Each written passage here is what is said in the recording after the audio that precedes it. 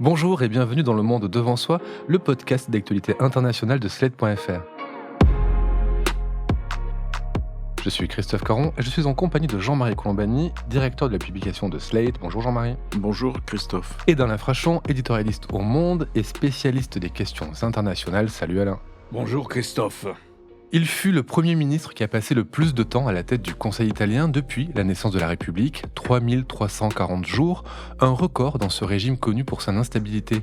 Silvio Berlusconi est mort ce lundi 12 juin à l'âge de 86 ans, une carrière commencée comme chanteur sur des croisières avant de faire des affaires dans l'immobilier et de devenir un des hommes les plus riches d'Italie avec son empire financier et médiatique. Chaîne télé, Mediaset, groupe de presse, Mondadori, club de foot, Milan AC. Il a rarement raté ce qu'il entreprenait, en tout cas en affaires. Sur le plan politique, il a réussi l'alliance des droites et c'est en unissant son mouvement, Forza Italia, aux néofascistes du MSI, d'Alessandra Mussolini et de Gianfranco Fini, ainsi qu'à la Ligue du Nord, qu'il accédera au pouvoir le 11 mai 1994.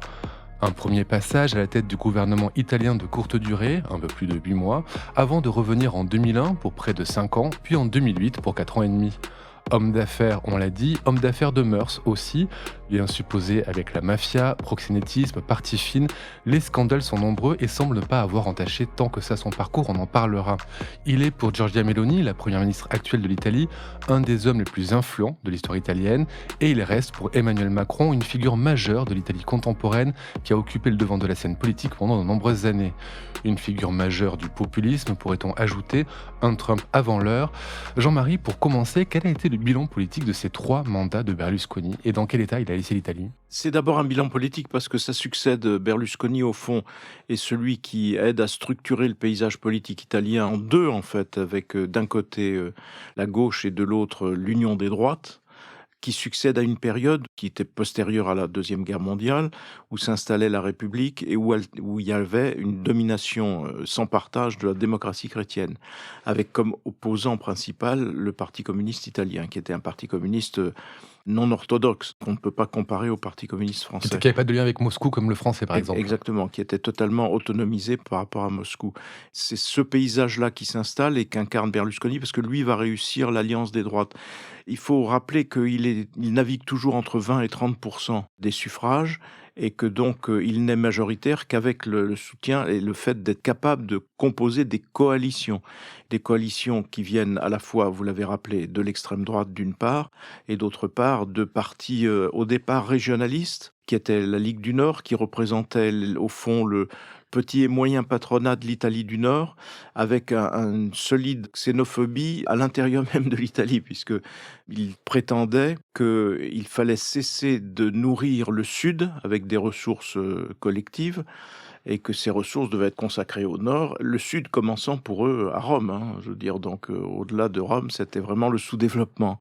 Donc c'est cette alliance-là qui fait de Berlusconi son legs politique principal. Il faut rappeler aussi qu'il gagne 3 fois, mais qu'il perd aussi 2 fois. Et une des fois où il gagne, c'est grâce à la gauche. Parce que la gauche est au pouvoir, avec Romano Prodi et une alliance sur le modèle un peu de ce qu'avait fait Lionel Jospin d'ailleurs. Prodi, c'était l'alliance de l'Olivier qui rassemblait toutes les formations de gauche et écologistes. Et à l'intérieur de cette formation, le numéro 2, c'est D'Alema, qui est le secrétaire général du parti qui va devenir le Parti démocrate et qui a été le Parti communiste italien. Et l'obsession d'Alema, c'est de faire que les communistes exercent le pouvoir. Et donc, il est dans cette coalition. Et c'est lui qui met fin à la coalition et c'est lui qui déstabilise Romano Prodi au nom du fait qu'il disait « c'est moi l'actionnaire de ce gouvernement, je change le patron ». Et ce qui se passe, c'est que les Italiens sanctionnent cette manœuvre et reportent Berlusconi au pouvoir. Donc vous voyez la part de responsabilité. Il y a évidemment ce qu'a pu incarner Berlusconi, c'est-à-dire fondamentalement un message positif, optimiste, libéral, parce qu'il se cale à cette époque-là sur la doctrine vraiment libérale au sens réganien du terme, et en même temps les erreurs propres de la gauche et les manipulations internes à la gauche qui font aussi son succès. Et puis ne pas oublier dans le succès de Berlusconi et dans son apport, entre guillemets, à l'Italie, le rôle primordial des télévisions qu'il contrôle et qui sont pour lui une arme de propagande et de consolidation de son pouvoir. On va revenir sur tout ça, hein, sur cette révolution libérale, sur cette gaieté, sur cette puissance médiatique qui était la sienne, mais profondément, quelle était sa matrice politique? Parce qu'on n'arrive pas à savoir s'il était profondément conservateur, de droite. On sait qu'il a gouverné donc avec les néofascistes, il a gouverné aussi avec Giorgia Meloni, qui est actuellement à la tête du Conseil italien. Mais lui, on pouvait le définir comment? C'est un opportuniste. Est-ce qu'il s'est allié avec la droite par opportunisme parce qu'il y avait un espace? Quelles étaient ses convictions? On a l'impression que Bon, c'était pas un homme de conviction ses tant que ça. convictions, non, c'est pas un homme de conviction, c'est un homme d'entreprise, c'est un homme d'opportunité et c'est un homme qui est tout entier tourné vers la séduction et c'est aussi, et ça reste, tout en exerçant le pouvoir, un homme d'affaires. Mais un homme d'affaires au sens où si vous prenez le patrimoine personnel de Berlusconi avant son accès au sommet du pouvoir et après, et le patrimoine a considérablement augmenté. Il s'est enrichi considérablement au pouvoir et en agissant toujours à la limite. Et donc, une des caractéristiques de sa période, c'est une guerre incessante avec les magistrats et avec la justice qui essaiera de plusieurs façons de le coincer, soit sur des opérations boursières ou financières, soit sur des choses plus lourdes, puisqu'il avait dans son entourage un sénateur qui était notoirement un des agents de la mafia qui s'appelait Dell'Utri. C'est ce mélange-là, mais c'est fondamentalement un homme d'affaires qui cherche à s'enrichir, à profiter, à jouir du pouvoir et dont la diplomatie même reflètera cela parce qu'il se mettra non seulement en amitié, mais en affaires avec Vladimir Poutine. En affaires au sens propre du terme. Avant que vous ne parliez de Vladimir Poutine, Alain, Jean-Marie a raconté comment Silvio Berlusconi s'était positionné politiquement. Il a rappelé ses affaires. Il a été condamné de nombreuses fois à de la prison qu'il n'a jamais faite. Il a toujours joué les juges contre le peuple. Finalement, c'est un des premiers populistes qui a réussi dans l'après-guerre européenne, Silvio Berlusconi. Je dirais même qu'il est le précurseur. C'est lui le premier, il est le précurseur. Il cultive le mythe de la compétence de l'homme d'affaires en politique, comme si la politique n'était pas vraiment un savoir-faire technocratique ou une expertise. Et on voit bien que chez lui, il a une forme de mépris, et il cultive cette forme de mépris de manière assez démagogique, de l'expertise. Il n'appartient pas à l'élite politique traditionnelle, encore une fois. Il vient d'un type d'affaires très particulier. Il est quelque part entre ce qu'a pu être à un moment Bernard Tapie et très proche. Sa vie ressemble très fortement à celle de Donald Trump, par exemple. Donald Trump aussi, l'immobilier dans la région de New York, c'est un procès, des batailles avec la justice en permanence. Le mélange total entre le public et le privé, c'est la même chose. C'est-à-dire que Trump n'a pas cessé de gérer ses affaires quand il était président. Même chose pour Berlusconi. Et puis, les plateformes, pas n'importe lesquelles. C'est la télévision, la télé-réalité et c'est le sport aussi, avec l'AC Milan. Toutes ces plateformes, toutes ces activités des affaires sont intrinsèquement liées à sa conception et à sa vie politique. Et d'ailleurs, lorsqu'on cherche à citer des réformes faites par Berlusconi, elles sont très difficiles à trouver. Il ne pouvait pas faire une réforme fiscale qu'il avait annoncée parce que c'était contre ses intérêts. Il ne pouvait pas faire une réforme de la culture parce qu'il avait un monopole sur l'édition, et ainsi de suite. Donc, c'est très difficile. On a le sentiment que son apport, si vous voulez, à la politique, je ne sais pas comment le caractériser, ça compte, il a été émotif, c'est-à-dire qu'il était là pour redonner le moral aux gens et leur faire prendre la vie par les bons côtés. Et c'est ça, c'est le triomphe de la politique de l'image, c'est le mépris de la politique au sens traditionnel, c'est le mélange du public et du privé. Alors il n'a pas été en prison parce qu'il était âgé, et il a quand même fait pendant 2 ans, et j'aurais bien aimé voir ça de près, il a quand même été chargé d'aller distraire Travaux d'intérêt général. une maison pour les personnes âgées. Ajoutez là-dessus, après sa vie privée personnelle, qu'on qualifiera de libido surdimensionné, ça existe dans la politique, et qui a fini par ternir très durement, très singulièrement son image dans la population italienne. Notamment le procès pour prostitution de mineurs. Il ne faut pas oublier que ça termine comme ça aussi un peu le dernier chapitre de la vie de Berlusconi. Mais vous voyez, par exemple, si vous prenez un de ses succès majeurs, c'est-à-dire la structuration à Milan d'un grand club de football, le Milan AC, c'est vraiment une œuvre exemplaire. C'est une construction, une structure, l'art et la manière de recruter les bonnes personnes, de conduire ce succès. Et en même temps, son homme de main, Galliani, à la tête du Milan AC, sera au cœur de la découverte d'un système de corruption extravagant à l'intérieur même du football italien, je veux dire, où il y avait des arbitres corrompus, enfin, il y avait des choses gravissimes. Il y a toujours ces deux aspects, c'est-à-dire la capacité vraiment à être un entrepreneur à succès et en même temps avec des moyens qui ne sont pas des moyens non seulement recommandables, mais acceptables. Et donc, c'est cela le mélange qu'il apporte. Par ailleurs, aujourd'hui, il y a donc le règne de Madame Meloni, qui est directement issue de la période berlusconienne, parce qu'au départ, Berlusconi structure les droites autour de sa propre formation, laquelle a été inventée par lui avec des techniques de marketing, comme quand vous fabriquez ou des vêtements ou d'autres choses, c'est de la même démarche. Et donc, il agrège au moins deux autres alliés, et puis petit à petit, son mouvement s'étiole au fur et à mesure que lui-même décline d'ailleurs. Ce déclin est engagé dès les années 2010 à peu près, 2010-2012. Mais au fur et à mesure de son déclin, les autres partis prennent le pas. D'abord Salvini avec la Ligue du Nord, et qui devient de plus en plus, j'allais dire presque crypto-fasciste. Et puis Meloni qui, elle, s'éloigne au contraire du post-fascisme de plus en plus, et qui, elle, aujourd'hui, gouverne. Est-ce qu'il a donné une légitimité à cette extrême droite dans une Italie post-fasciste? Est-ce Oui, qu'il a, il a, bien il a sûr. permis de les... Est-ce qu'il est Bien responsable sûr, de cette émergence? d'abord en les intégrant. La première fois qu'il les intègre, l'extrême droite est directement issue du mouvement social italien. Le mouvement social italien, c'est exactement la réplique du Front National façon Jean-Marie Le Pen. D'ailleurs, Le logo est le Giorgio même. Almirante et Jean-Marie Le Pen sont très proches l'un de l'autre. Les logos sont les mêmes, les idéologies sont les mêmes. Almirante est nostalgique du fascisme, Jean-Marie Le Pen est nostalgique de Vichy. Enfin, c'est vraiment pratiquement copier-coller. Et à la tête de ce mouvement, il y a un gars qui s'appelle Gianfranco Fini, qui va gouverner donc avec Berlusconi et qui va conduire au fond le glissement de ce mouvement post-fasciste vers une droite un peu musclée, radicale, moins musclée d'ailleurs que ne l'est la droite française. Il ne faut pas non plus exagérer les choses. Parce que par ailleurs, il y a des mouvements authentiquement néo-fascistes en Italie qui peuvent être violents, mais il ne s'agit pas de cela. Et Gianfranco Fini conduit cette transformation. Et donc Meloni est aussi le produit de cela, mais avec un parti de Berlusconi, Forza Italia, qui est devenu résiduel maintenant par rapport aux deux autres mouvements de droite. Et puis il y a ce qu'Alain a évoqué aussi et qui participe à son déclin, c'est les fameux Bunga Bunga. Ça, c'est un moment à la fois où les Italiens en sourient, en rient, et puis en même temps qui renvoie à un machisme revendiqué et qui renvoie aussi à je veux dire, c'est presque un film de Fellini, quoi. Je veux dire, c'est dans les mœurs qui peut-être renvoie dans le souvenir italien aux mœurs de certains empereurs romains, je ne sais pas. En tout cas, le Bunga Bunga, c'était quelque chose qui restera quand même collé à son image et qui n'est pas vraiment à l'honneur de l'Italie, malgré tout.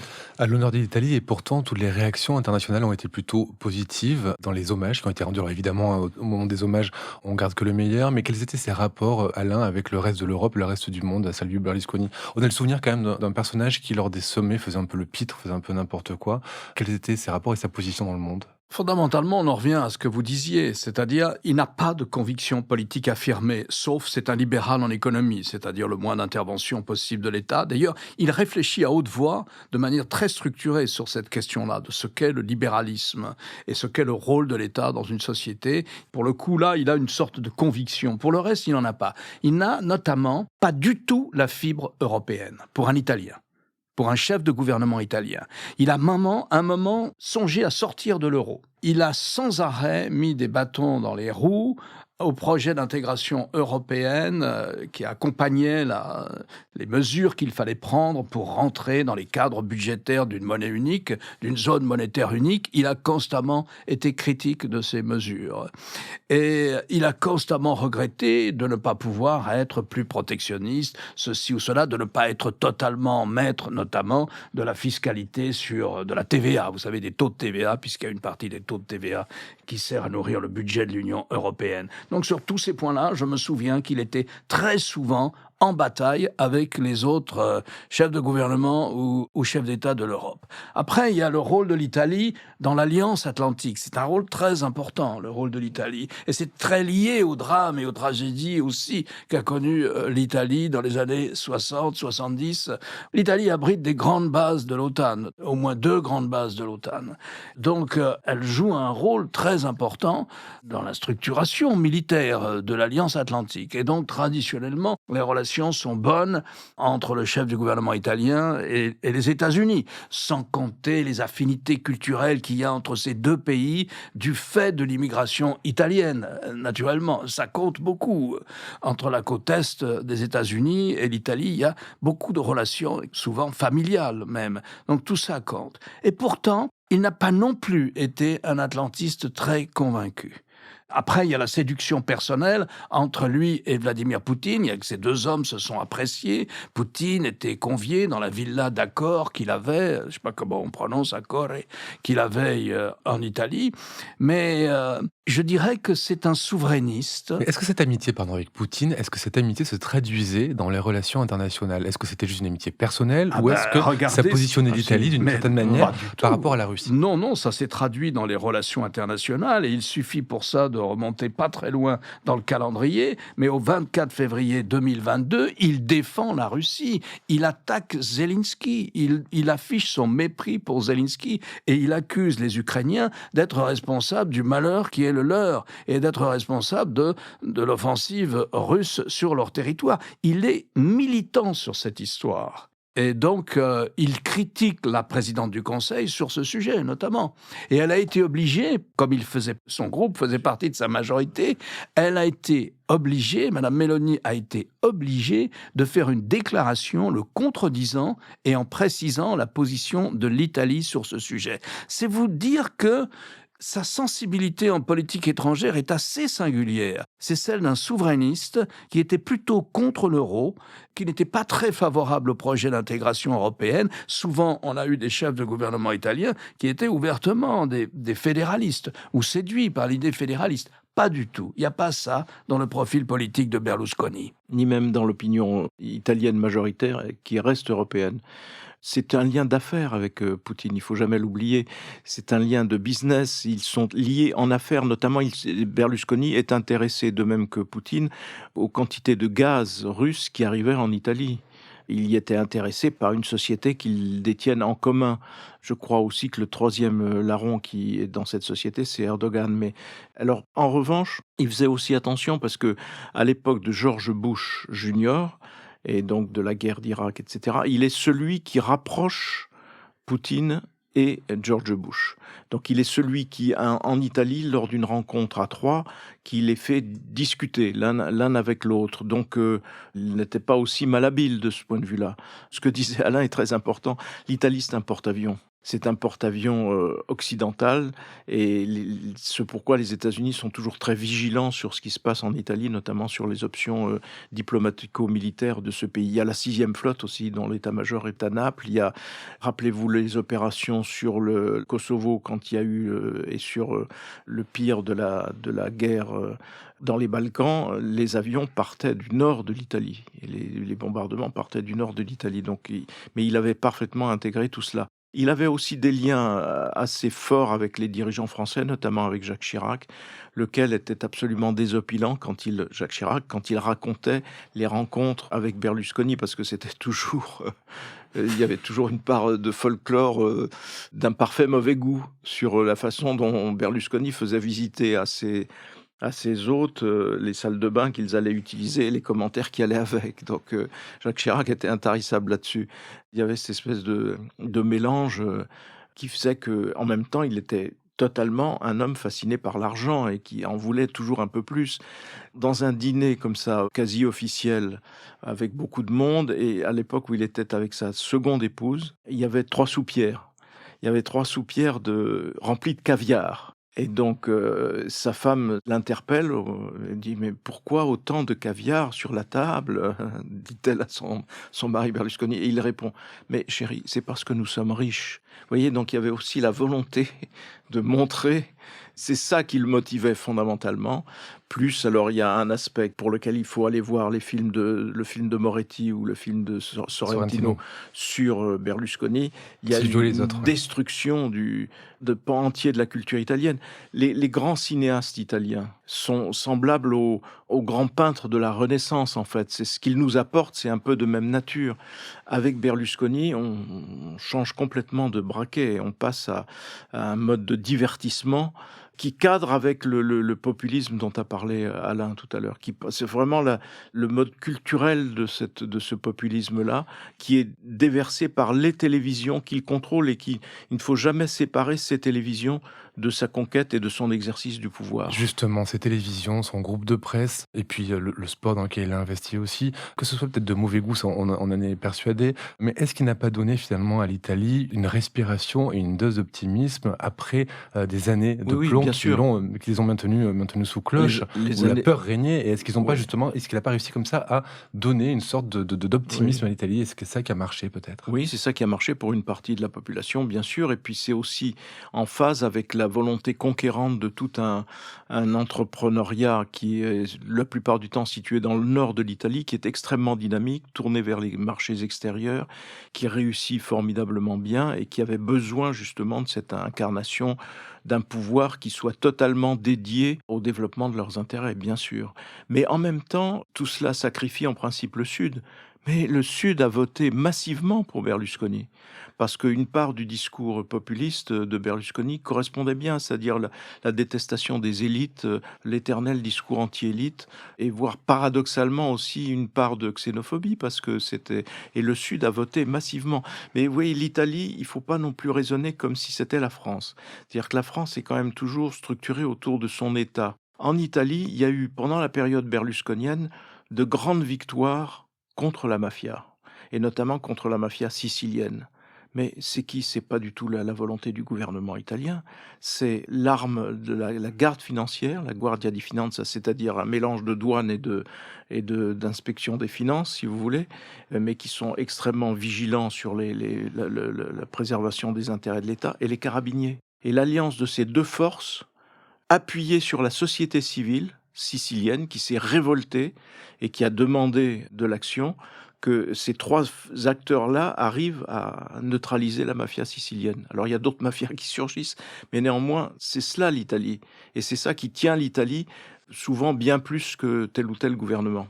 Vous avez cité tout à l'heure Alain Bernard Tapie en le comparant à Berlusconi. Est-ce que le berlusconisme pourrait séduire la France, ou serait, comme vous pensez, comme Jean-Marie, que c'est quelque chose de typiquement italien et que nous sommes hermétiques à ce genre de personnage et à ce genre de manière de faire? Je pense que c'est très italien, oui. La marque italienne est très forte. Et je pense qu'on comprend mal ça, parce que on se compare tout le temps à l'Allemagne, nous, la deuxième économie, on se compare tout le temps à l'Allemagne. Mais si on fait une étude comparée macroéconomique des deux pays, certes, la France est plus riche, mais prenez les finances publiques de l'Italie, ils sont en meilleur état que les finances publiques françaises sur le budget. Prenez la dette publique, l'addition des dettes des finances publiques. La dette publique italienne doit représenter 140 à 150% de la richesse italienne. Nous, on doit flirter avec 120, etc. Mais la dette publique italienne, elle est détenue par les Italiens. La dette publique française, elle est détenue par des fonds étrangers. Ça change tout. Prenez le commerce extérieur. Ça change tout en quoi? C'est-à-dire qu'ils sont souverains? C'est-à-dire qu'ils ont des possibilités de faire racheter leurs dettes par les Italiens, bien sûr. Ils sont souverains. Ensuite, prenez le commerce extérieur. Eh bien, le commerce extérieur, on l'évoquait, il est excédentaire en Italie. Il est devenu structurellement déficitaire en France, ce qui pèse aussi d'ailleurs sur l'ensemble des finances publiques. Bon, il a participé à ça aussi. On a toujours le sentiment que l'Italie s'est effondrée économiquement. Je crois que c'est une erreur. Je ne suis pas économiste, mais je crois que c'est une erreur. Et la manière Berlusconi me semble être très italienne. Je ne vois pas, même ma comparaison avec Bernard Tapie, elle n'est pas très bonne, sauf que Bernard Tapie, c'était le foot, c'était le sport, c'était le business, il aurait bien aimé que ce soit aussi la télévision. Il y avait ce punch, cet humour. Il y avait aussi le mythe, qui d'ailleurs a peut-être une part de réalité, mais il y avait quand même le mythe aussi que l'homme d'affaires, l'entrepreneur, réussira mieux que les politiques professionnels. Il y avait ça en commun. J'arrêterai là la comparaison, parce que les deux hommes ne se ressemblent pas. Mais c'est un pas argument tant que fort. ça. C'est un argument fort de dire qu'en effet, Il faut aller chercher des hommes d'entreprise pour réussir et pour mieux gouverner. Mais voyez l'Italie, on célèbre, évidemment, on salue la mémoire de Berlusconi, paix à ses cendres, il va être encensé en Italie, il est encensé par certains secteurs de l'opinion en France, et ainsi de suite. C'est une part de l'Italie qui n'est guère plaisante, qui est même assez, par certains côtés, assez sinistre, notamment sur le plan culturel, mais pas seulement, sur le plan aussi du non-respect par des gouvernants de la légalité, tout bêtement. Mais l'Italie, c'est aussi Mario Draghi. Et Mario Draghi, c'est celui qui sauve l'Europe, qui sauve l'Union européenne, qui sauve l'euro.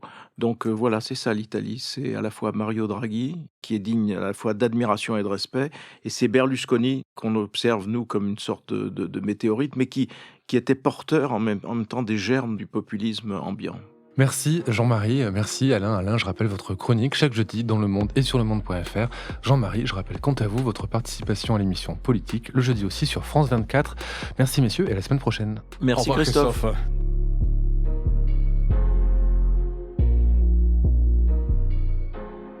Retrouvez Le Monde devant soi chaque vendredi sur slate.fr ou votre plateforme de podcast préférée.